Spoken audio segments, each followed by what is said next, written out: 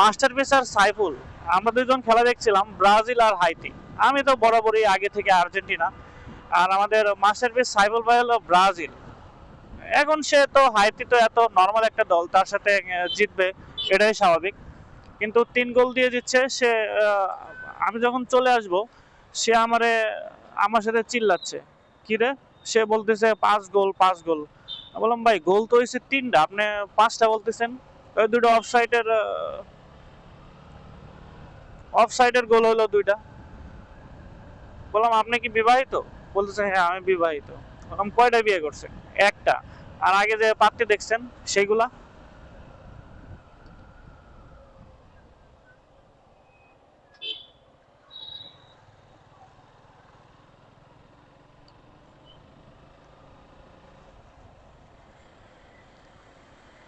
এই হলো ব্রাজিল ফ্যানদের অবস্থা।